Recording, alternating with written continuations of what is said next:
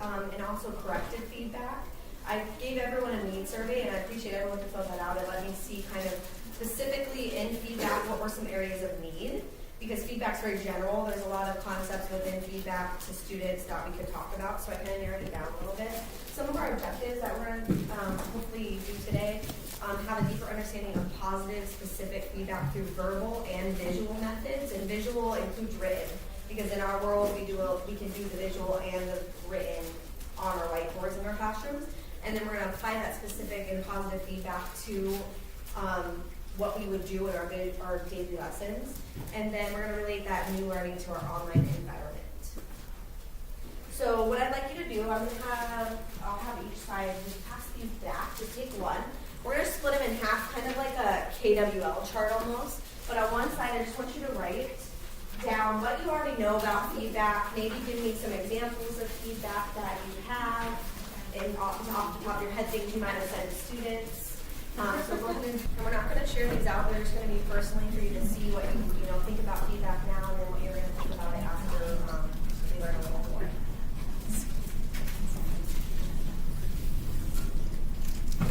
All right, so I'm going to go ahead. You can keep writing down your ideas. So do you guys catch yourself saying, nice job, great job, awesome, fantastic, no? Does anybody else have the answer?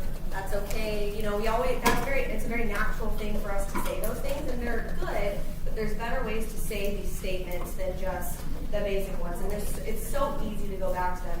Even though I've been through professional developments on feedback, sometimes I catch myself still saying it, and I try to fix myself the next time that I'm giving that feedback. But you just have to be prepared to be able to do that feedback right on the spot. That's going to actually help the students. These aren't things that will actually help the students know what they're doing wrong and what they can do better the next time.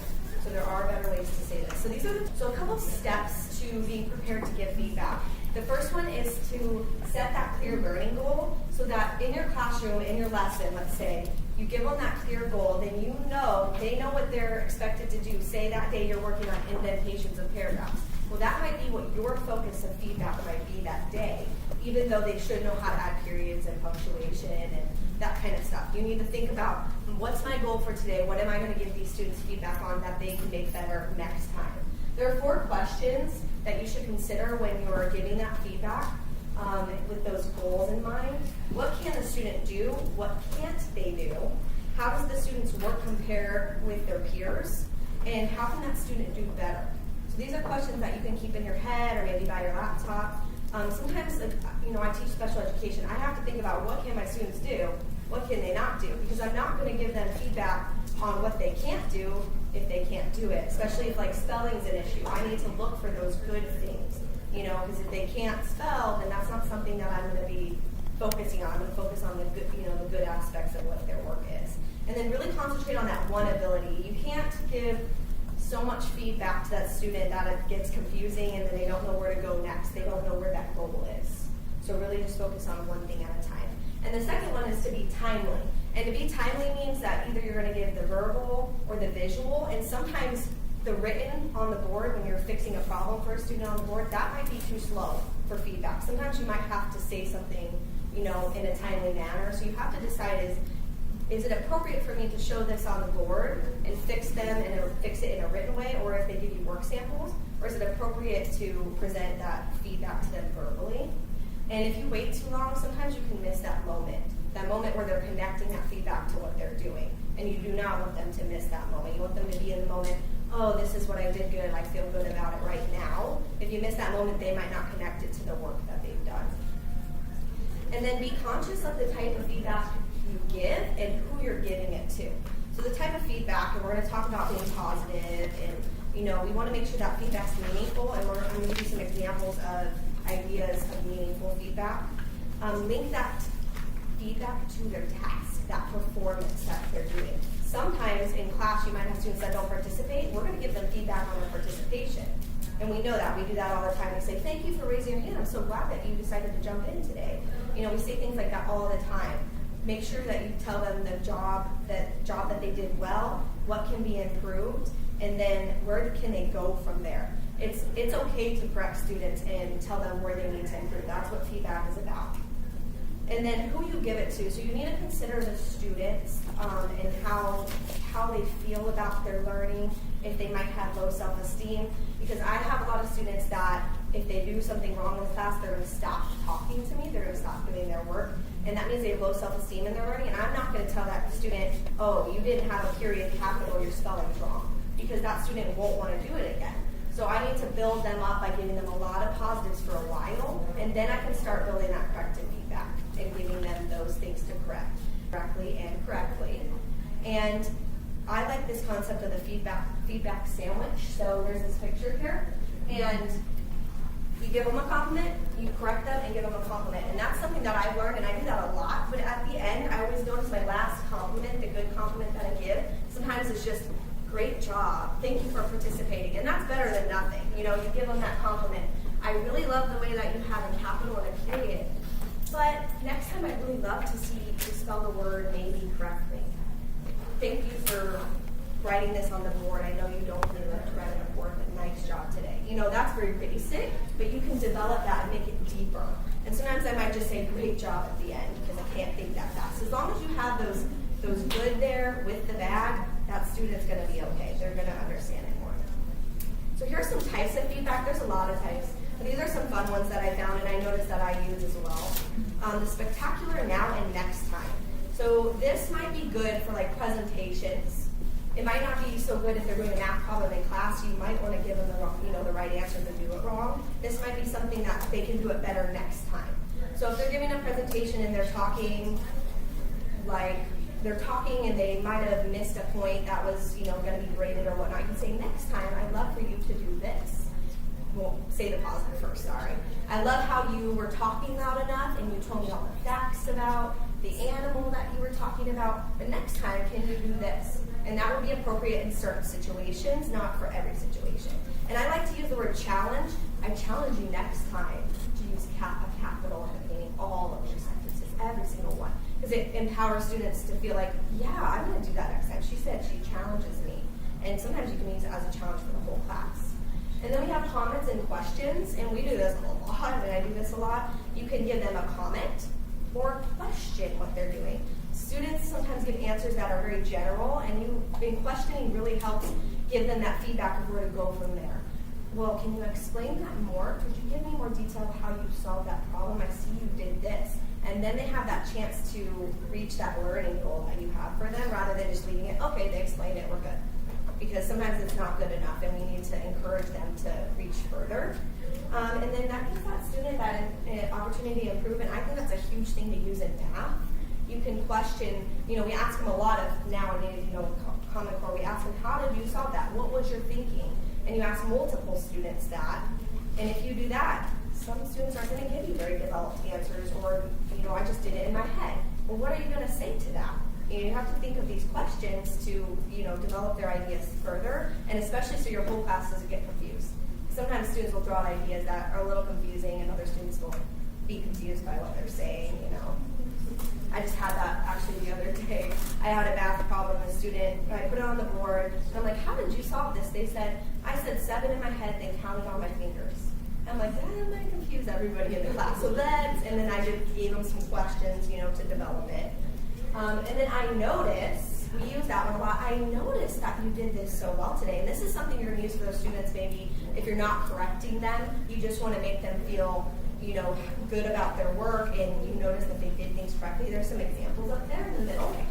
I noticed when you regroup correctly in your hundreds column, you got the problem right. I noticed you arrived on time to class this entire week. So when you say I noticed, it makes it personal. You're making that student feel like that teacher cares. And then to model it, we also use this one in our classroom. We demonstrate what we expect of them. So before I might make them go to a breakout room, I'm going to give them a problem on the board and I'm going to model it for them. That sets that expectation. And then if they go in the room and you see a lot of students doing it wrong, you can bring them back and model it on the board. That's giving them that feedback, like, oh, this is what my expectation was. This is how it's supposed to go. And you can sometimes compare and contrast non-examples against examples. I personally don't do that all the time in my classroom just because it can confuse kids sometimes if you give them a non-example and an example on the board, or you show them those models, it gets confusing, but sometimes it is appropriate. So let's practice some scenarios. This one is a math problem, very simple, and you ask, how did you solve this? And the student says, I say 7 in my head, just like I'm so good. I say 7 in my head and count 3 on my fingers. What kind of feedback would you give to this student? So she said she could question the student, say, how did you know how to start with 7? Why did you start with 7? And that would actually create that deeper thinking for that student and kind of, get them to that target goal. Why are you thinking of 7? It's not just such a rote thing. They can think about, why did I think about 7? Oh, because, I learned to use the bigger number first. This one is a reading scenario, and it says, add some details. You say, type the sentence with the missing details in the chat box. Details or adjectives, okay? Because we're looking for adjectives here. The student types, my small sister ate icing cupcake for lunch. Ate a icing cupcake for lunch. It's so hard to say all. So they filled in the blanks, and they typed that in the chat box. So how could we, or what kind of feedback could we give this student on that sentence that they typed in the chat box? Go ahead and talk for 30 seconds. I'm going to bring it back real quick, and I want somebody to share if they can. What would you say to that student to make that more, make that sentence? I would say Share. Go ahead. Yeah. What would you say? So we were talking and said we would first praise them for, good use of creating that mental picture. Maybe as a group, can we brainstorm other words you can use to describe a cupcake? So maybe we get them in a different direction. Yeah, and that's good as it be used as a group. Can we brainstorm other ideas? Okay. I heard somebody say that they would give the feedback. Remember, we're using adjectives to describe these items. And adjectives are describing words. So that's kind of like a comment to kind of further that, because they did say a icing cupcake, and they probably should have said ice. There's a couple things they could have done differently there. And then I heard some people talk about that article and, or a and and. They could have made that comment, that's a great sentence with some details. I think that we need to look at the word a, and then you could go further into that comment, that question, that, because that doesn't make sense at all when you put, a icing cupcake. Anybody else have any other great ideas for the group? So I know we all think differently. There's different things that we would say to this sentence. That's something you could definitely model on the boards. You can put the sentence up there and show them, this sentence would be the best this way. And I noticed that didn't have a capital. Well, that is hard to tell that it's a capital N. But you could also make a comment on the capitals and periods and, develop that a little bit further for them. And I love how you noticed the positives first and then, went from there. We're going to skip that scenario.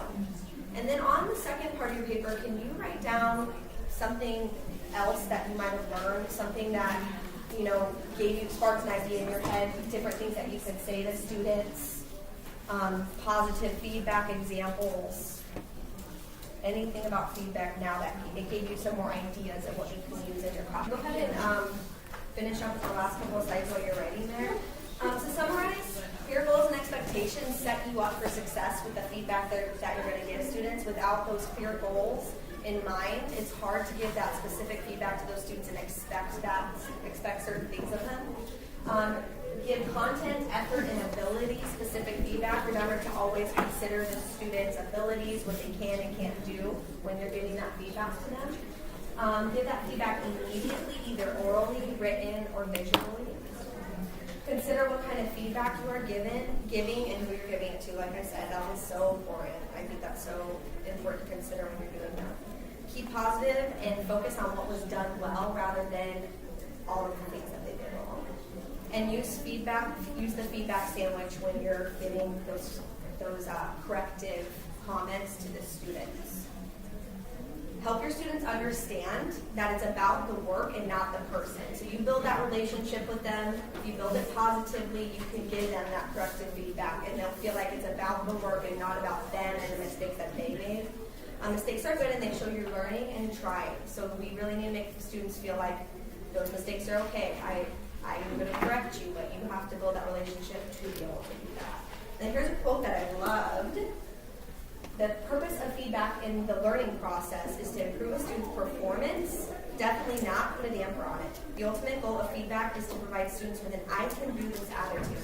That's kind of like our saying that we say at the school.